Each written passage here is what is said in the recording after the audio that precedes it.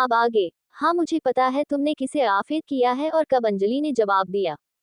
तुम ये पहेलियां मत बुझाओ और साफ साफ उसका नाम बताओ, राहुल ने कहा।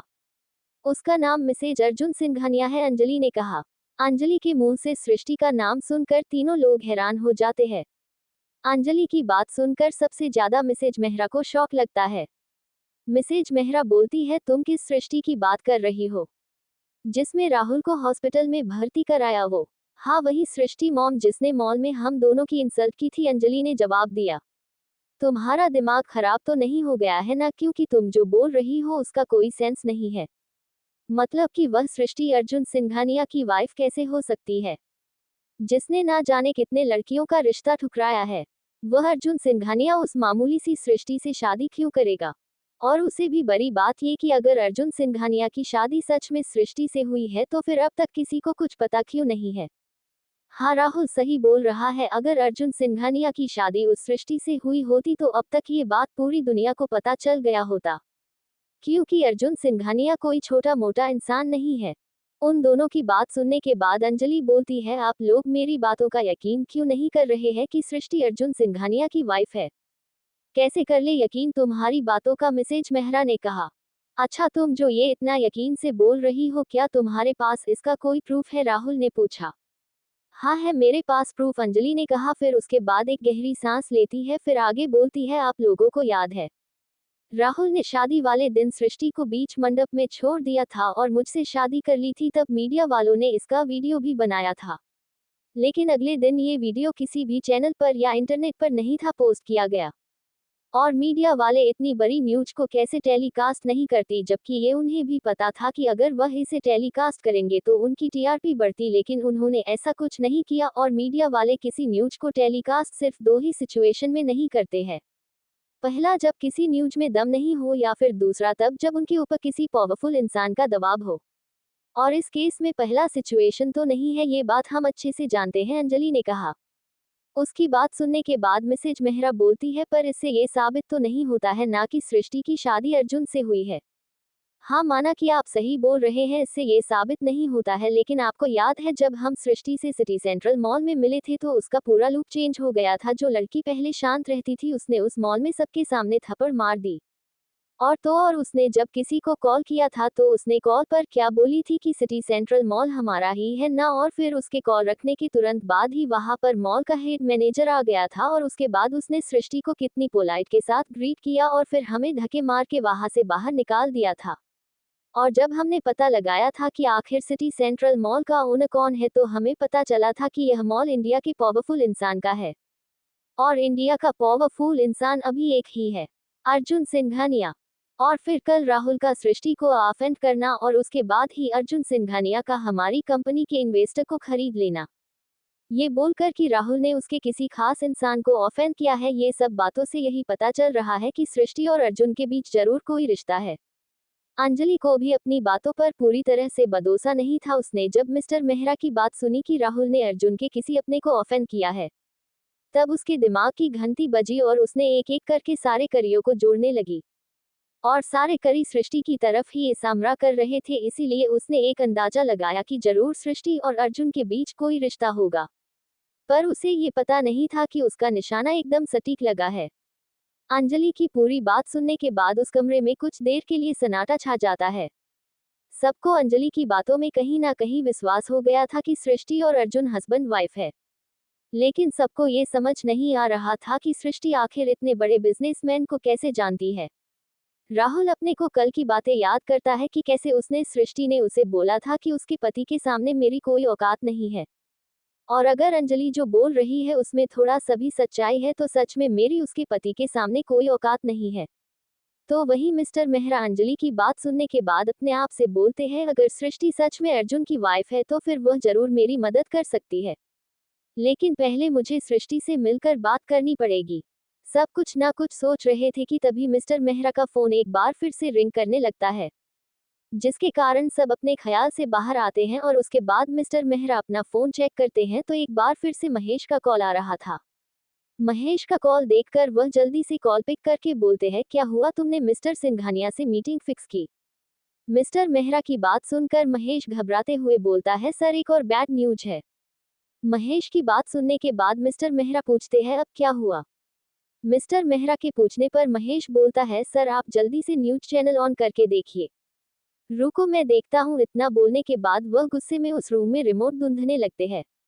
राहुल का प्राइवेट रूम किसी होटल से कम नहीं था, उसमें हर एक चीज मौजूद थी जो एक रूम में होना चाहिए।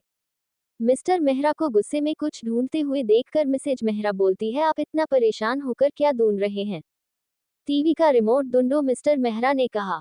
उनकी बात सुनने के बाद सब लोग रिमोट ढूंढने लगते हैं। फाइनली अंजलि को रिमोट मिल जाता है। रिमोट मिलने के बाद वह उसे मिस्टर मेहरा को दे देती है। उससे रिमोट लेने के बाद वह जल्दी से टीवी ऑन करते हैं और न्यूज चैनल लगाते हैं। वह जैसे ही न्यूज चैनल लगाते हैं तो न्यूज चैनल पर न्यूज एंकर बोलता है आज की ब्रेकिंग न्यूज, मेहरा इंडस्ट्रीज हुई बर्बाद, उनके फॉर्मा फैक्ट्री को सरकार ने लगाई सील क्योंकि उनकी फैक्ट्री में जो मेडिसिन बनते थे उनमें हार्मफुल केमिकल का यूज होता था और उन मेडिसिन से ना जाने उन्होंने कितने ही जिंदगी को बर्बाद किया है। और इसी कारण से सरकार को जैसे ही पता चला उन्होंने तुरंत ही वह फैक्ट्री सील करने का ऑर्डर दे दिया और सरकार ने जल्दी से दिल्ली पुलिस को मेहरा इंडस्ट्रीज के चेयरमैन मिस्टर विनय मेहरा और कंपनी के सीईओ मिस्टर राहुल मेहरा को गिरफ्तार करने का ऑर्डर दिया है। ये न्यूज सुनने ही तीनों लोगों को एक और झटका लगता है। तभी एक बार फिर से न्यूज एंकर बोलता है अभी अभी सूत्रों से हमें पता चला है कि मेहरा इंडस्ट्रीज के सारे इन्वेस्टर ने आज सुबह ही मेहरा इंडस्ट्रीज को छोड़ दिया है, जिससे हमें ये साफ पता चलता है कि मेहरा इंडस्ट्रीज को अब डूबने से कोई नहीं बचा सकता है। ये न्यूज़ जब सृष्टि देखेगी तो उसका रिएक्शन कैसा होगा और क्या वह मिस्टर मेहरा की मदद करेगी? जानने के लिए पढ़ते रहे लव आफ्टर शादी ओनली ऑन पॉकेट नॉवल पर। अब आगे मिस्टर मेहरा जैसे ही न्यूज़ सुनते हैं तो उनके साथ साथ सबको झटका लगता है। तभी एक बार फिर से न्यूज एंकर बोलता है अभी अभी सूत्रों से हमें पता चला है कि मेहरा इंडस्ट्रीज के सारे इन्वेस्टर ने आज सुबह ही मेहरा इंडस्ट्रीज को छोड़ दिया है, जिससे हमें ये साफ पता चलता है कि मेहरा इंडस्ट्रीज को अब डूबने से कोई नहीं बचा सकता है। न्यूज देखने के बाद राहुल गुस्से में बोलता है ये कैसे हो सकता है, हमारी फैक्ट्री बंद कैसे हो सकती है। डैड आप जल्दी से सीएम को कॉल लगाए और उन्हें बोलिए कि ये जो उन्होंने नोटिस जारी किया है हमारे खिलाफ वह वापस ले। चुप रहो तुम, ये जो अभी हो रहा है उसका जिम्मेदार तुम तीनों हो, समझे, मिस्टर मेहरा ने गुस्से में कहा। उनको गुस्से में देखकर तीनों लोग शांत हो जाते हैं।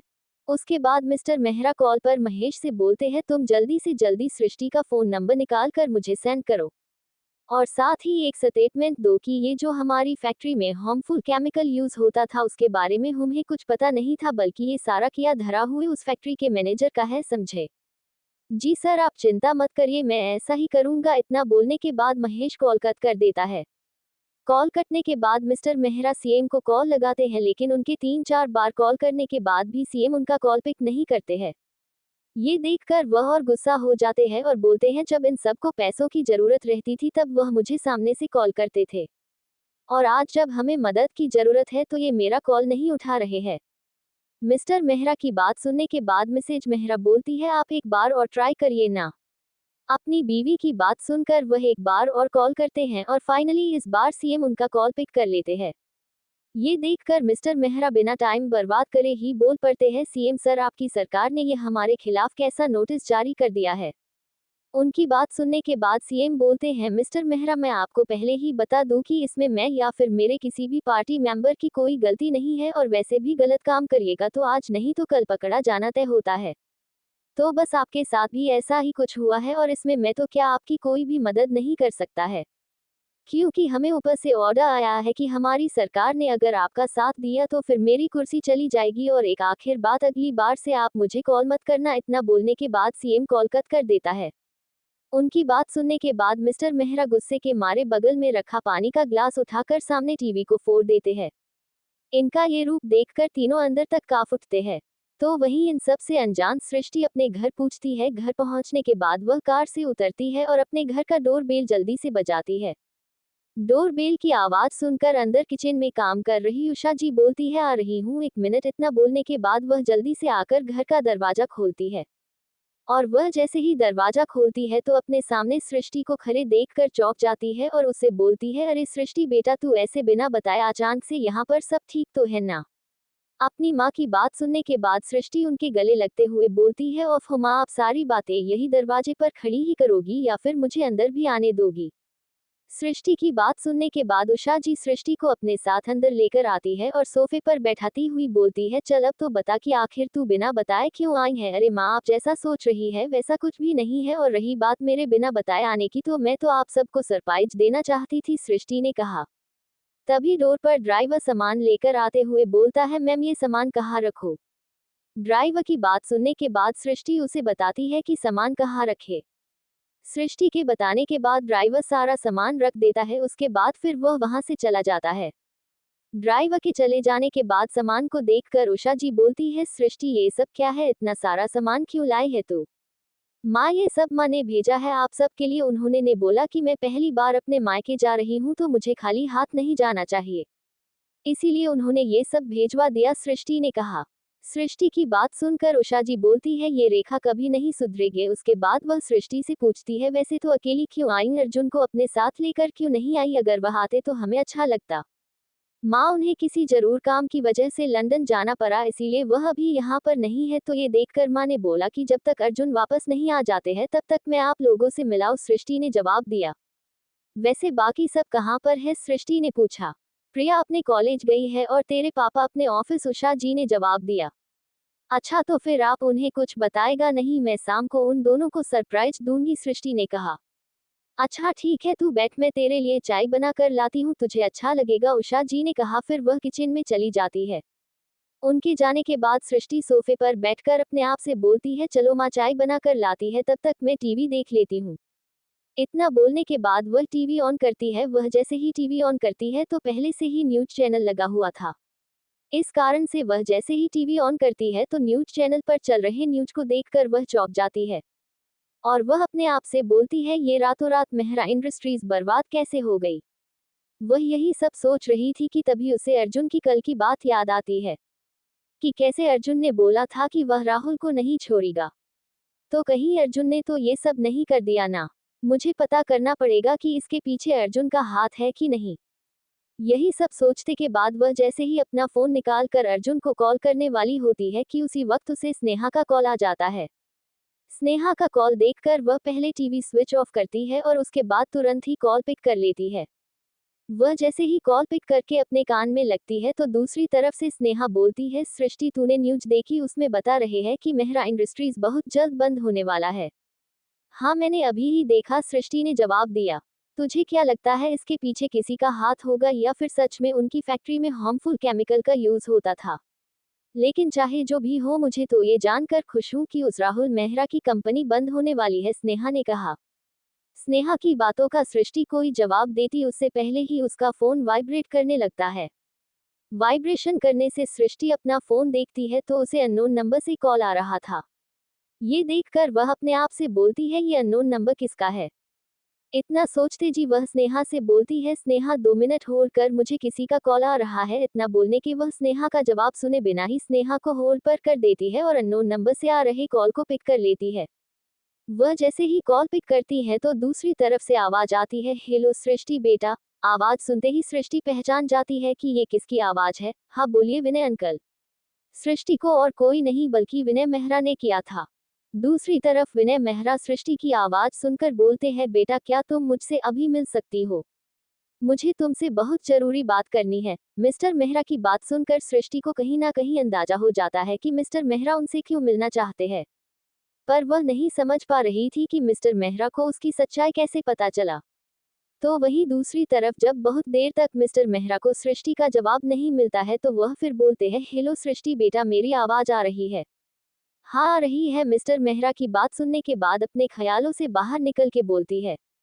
तो फिर तुमने बताया नहीं कि क्या तुम मुझसे अभी मिल सकती हो, देखो मना नहीं करना सृष्टि बेटा, क्योंकि मेरा तुमसे मिलना बहुत जरूरी है, मिस्टर मेहरा ने कहा। सॉरी अंकल, पर मैं अभी नहीं मिल सकती हूँ क्योंकि मैं इस वक्त बिजी हूँ। सृष्टि ने ऐसा इसलिए कहा था कि वह पहले ये पता लगाना चाहती थी कि क्या मेहरा इंडस्ट्रीज के डूबने के पीछे अर्जुन का हाथ है या नहीं। ऐसे मत बोलो सृष्टि बेटी, मेरा तुमसे मिलना बहुत जरूरी है, मैं तुम्हारा ज्यादा टाइम नहीं लूंगा प्लीज, मिस्टर मेहरा ने कहा। मिस्टर मेहरा को इतना जिद करते हुए देखकर फाइनली सृष्टि बोलती है, अच्छा ठीक है, एक काम करिए, आधे घंटे के बाद आप मुझे मेरे घर के पास वाले कैफे में मिलिए, सृष्टि ने कहा। थैंक यू सो मच, मुझसे मिलने के लिए मैं आधे घंटे में पहुंचता हूं, मिस्टर मेहरा ने कहा और फिर कॉल कट कर दिया। क्या लगता है आप लोगों को सृष्टि मिस्टर मेहरा का साथ देगी या नहीं? जानने के लिए पढ़ते रहे लव आफ्टर शादी ओनली ऑन पॉकेट नॉवल पर।